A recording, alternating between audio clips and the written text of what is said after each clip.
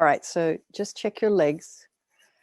And if you're sitting in a chair with your legs down on the ground, make sure that your feet are parallel. So you don't want to have your legs crossed while you're in that particular position. But if you are just sitting in a normal cross-legged position on your cushion, if you think maybe you could just put yourself into the full Vajra without hurting yourself for just 1 or 2 seconds, apparently it's quite auspicious to do that. So then, you know, your coccyx raised. This does help to straighten the spine, and it stops the pelvis from tipping back. So just imagine your hips and your shoulders are aligned. And just lengthen your spine. Just imagine that there's somebody, you know, the crown of your head very gently pulling this string of pearls of light, lengthening, lengthening, lengthening. Head slightly tipped forward. Tip of the tongue on the roof of the mouth, and just relax the jaw.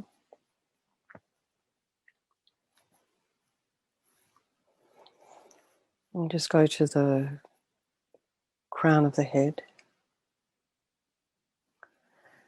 And just relax your scalp. Just let it go. And then you notice almost immediately your face starts to relax.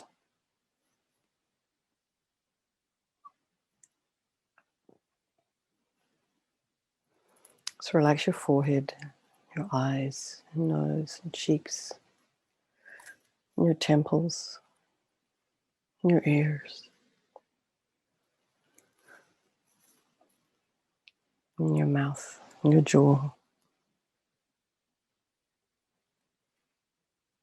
And then go to the back of the head, relax the back of the scalp.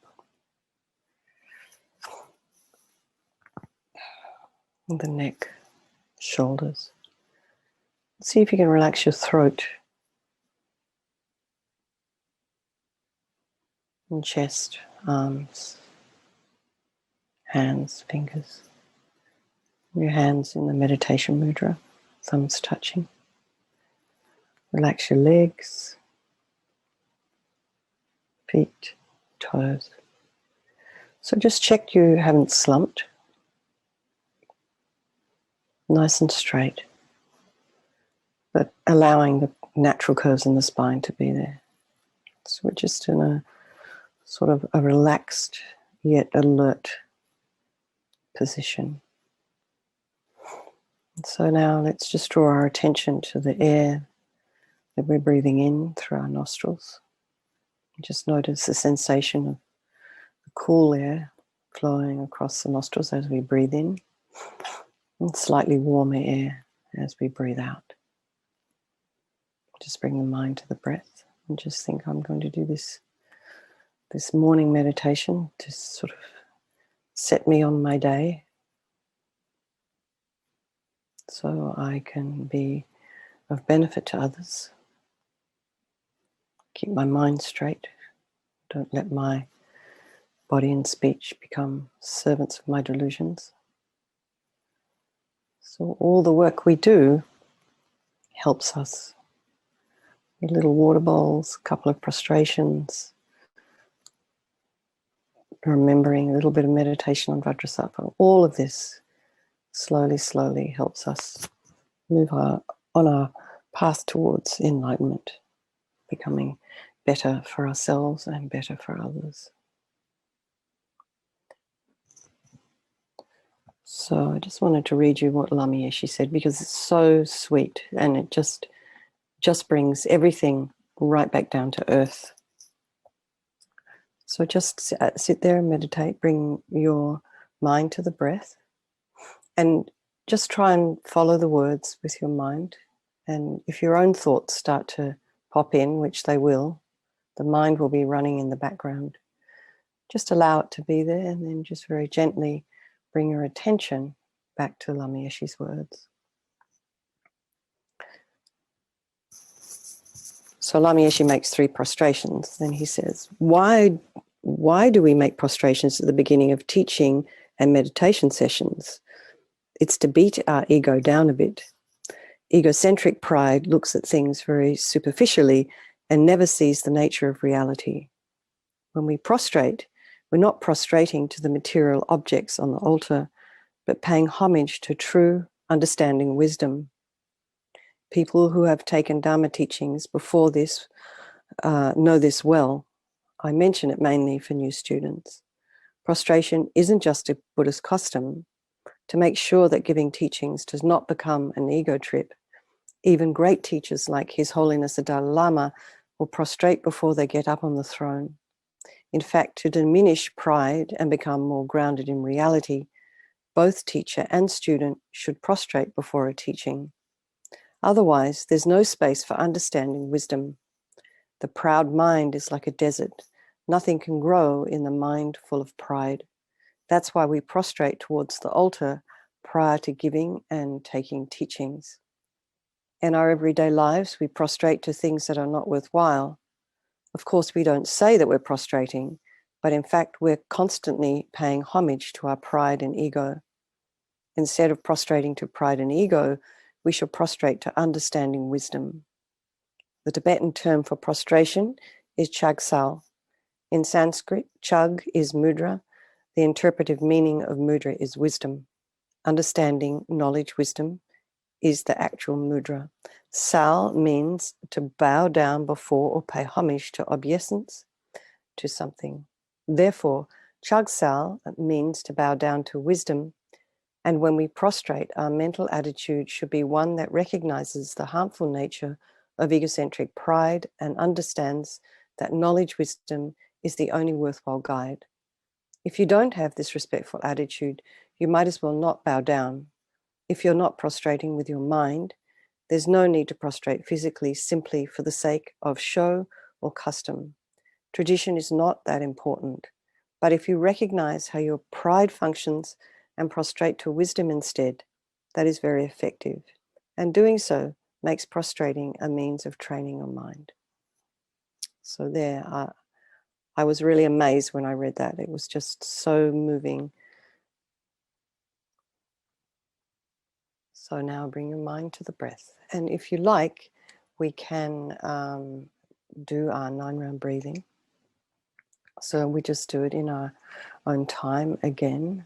So if there's anyone here that is not sure what that is or needs some help, please just raise your hand. Okay.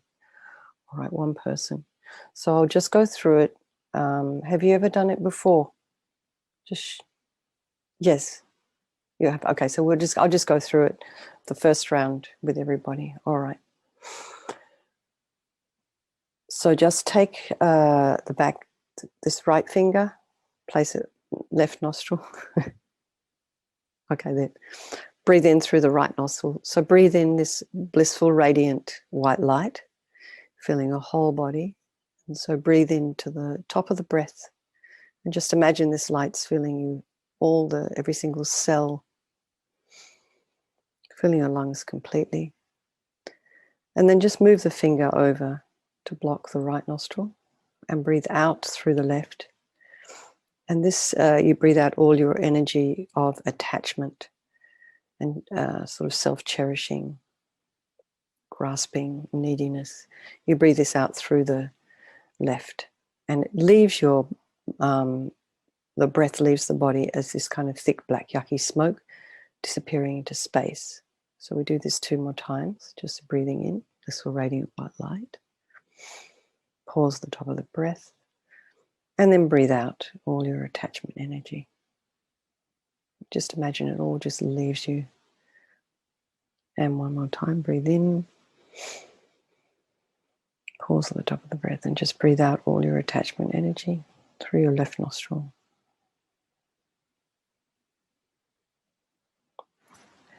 Take your left finger, block the right nostril.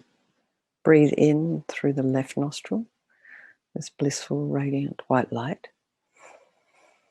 Pause at the top of the breath and then breathe out through your right nostril all your anger energy. So jealousy, disappointment, depression, ill will, hostility, a wish to harm. Leaves your body as this thick black yucky smoke, and then breathe in and breathe out all your anger energy. And there may be a situation that's bothering you right now. So the energy from that emotion that arises in this situation, you can just imagine just breathing it out. Let it go. And breathe in. Pause at the top of the breath, and then breathe out all your anger, frustration, annoyance, irritation. So now breathing in through both nostrils, hands back in the meditation mudra, and then breathe in, pause at the top of the breath, and then breathe out. We breathing out all our ignorance. So for those people who have been studying with Geshe Sherab and Gendon and Venerable Rabina and have an understanding of emptiness, the energy that we're breathing out here is our ignorance of understanding how things really exist. And also it can be on an ordinary, just conventional level, just not understanding things in general, not knowing how things really are, sort of misunderstanding people's words, misunderstanding situations. And we do this all the time, and it leads to problems. So breathing in and breathe out. Breathing in, blissful radiant white light, pause at the top of the breath. It's breathing out all our ignorance.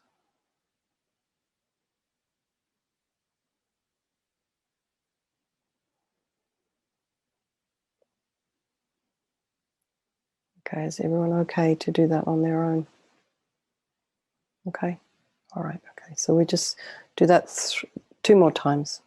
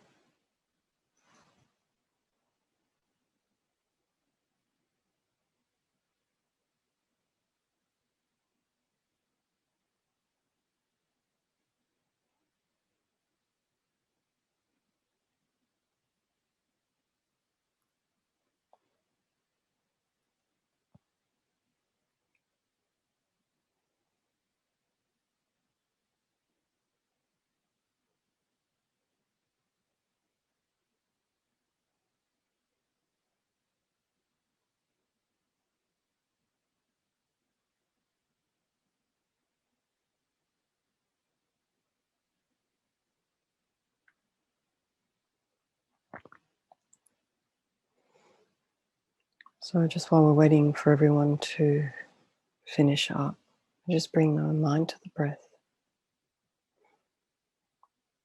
Just breathing in and breathing out.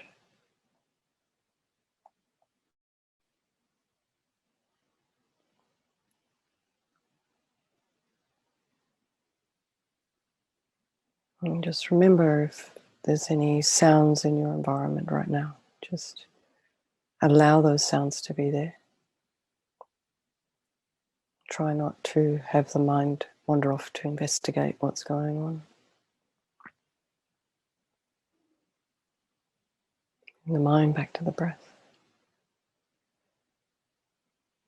If there's any odors in your environment, someone's making coffee or toast, eggs,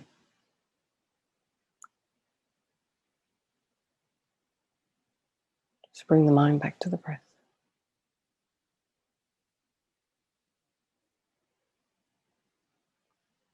And your thoughts, allow them to come and go. Try not to follow a story or make up a story.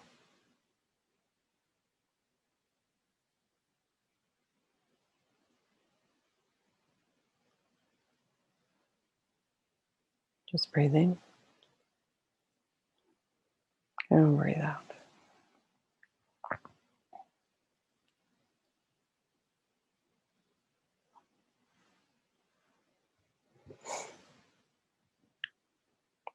So now just visualize above the crown of your head, about 2 inches above the crown of your head, our sphere of white light. It's slightly smaller than the size of your head. Just imagine it's clear, brilliant, translucent, non-material.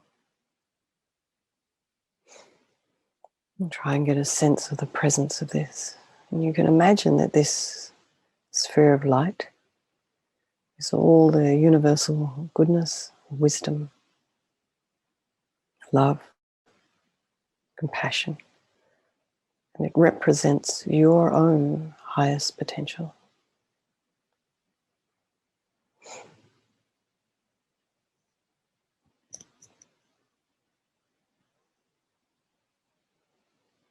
Now imagine it's decreasing in size.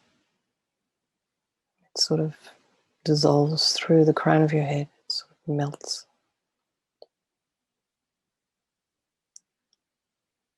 It kind of moves into your heart center, your heart chakra. And from there, it's beginning to expand once more, slowly spreading to fill your entire body. So you can imagine as this sphere of light, as this light is spreading through your body, all the solid parts of your body dissolve into light, melt into light. So your bones, your organs, your veins,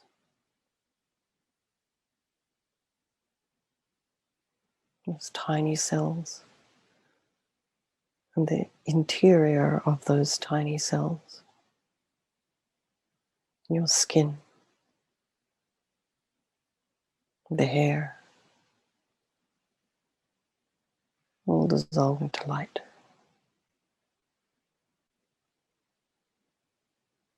Pure, translucent white light. So just think that all your problems, your negativities, and your hindrances have completely vanished. That you've reached a state of wholeness and perfection. So if any thought should arise, a negative thought or problem or an obstacle, just catch it, melt it into light.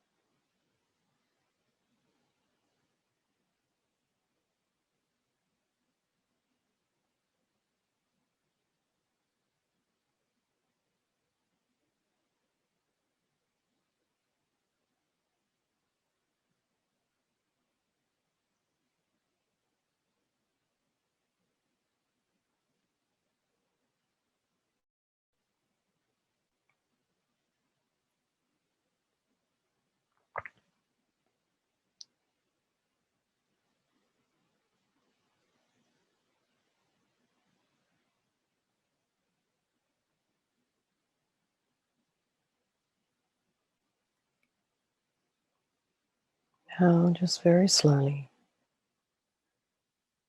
bring your awareness to your body. You might notice just the weight of your hands in the meditation mudra, or the weight of your sit bones on the cushion, the pressure of your feet in the cross-legged position. Maybe your arms are resting in your lap.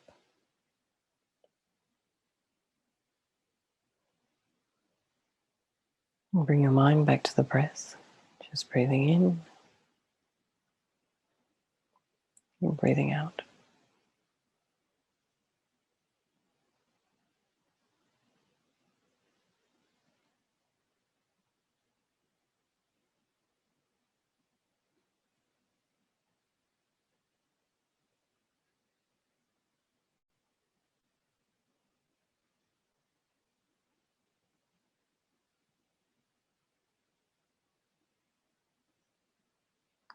And just rejoice in this 30 minutes.